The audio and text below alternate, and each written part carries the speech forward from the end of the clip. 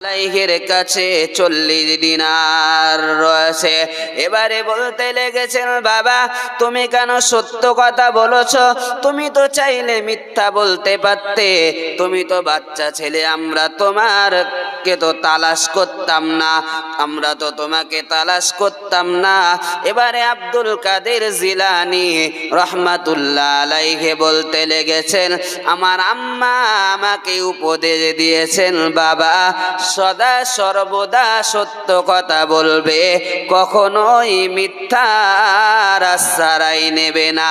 তাই আমি আপনাদের মাঝে বলেছিলাম, প্রিয় রাসূল সাল্লাল্লাহু আলাইহি ওয়াসাল্লাম নবী আমার সোনার জবানে বর্ণনা করেন, কুলিল হাক্কা ওয়ালাউ কানা মুররা, সত্য বলো যদিও তা তিতো হয়, তারপরেও আপনাকে সত্য বলতে হবে। ও আমার সোনার মানিকেরা, আব্দুল কাদের জিলানী রহমাতুল্লাহ আলাইহিকে সঙ্গে করে নিয়ে এবারে গুটি গুটি পায়ে ডাকাত দলের সরদারের কাছে নিয়ে গেল। ডাকাত দলের সরদারের কাছে নিয়ে যাওয়ার পরে একই প্রশ্ন করলেন, বাবা তোমার কাছে যে 40 দিনার রয়েছে, তুমি কেন সত্য কথা বললে?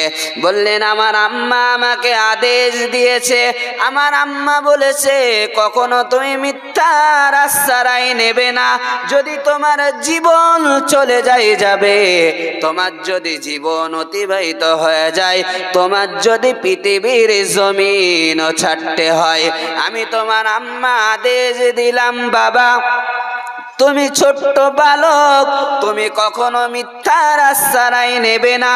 ও আমার সোনার মানিকেরা, এবারে দেখতে পাওয়া গেল ডাকাত দলের সরদার আব্দুল কাদের জিলানী রহমাতুল্লাহ আলাইহির হাতে হাত দিয়ে ইমানের কলমা পড়ে মুসলমান বেনে গেল।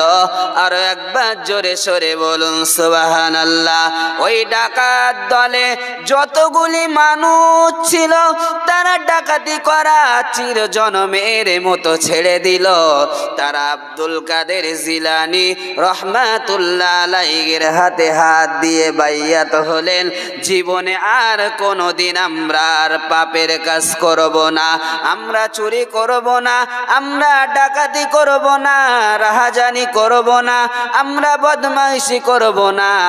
আমরা এই ডাকাতি করতে গিয়ে অনেক সময় অনেক নারীর ইজ্জত লণ্ঠন করেছি, তবে আমরা আজ থেকে তওবা করলাম, আমরা ছেড়ে দিলাম, আর কোনোদিন আমরা এই সমস্ত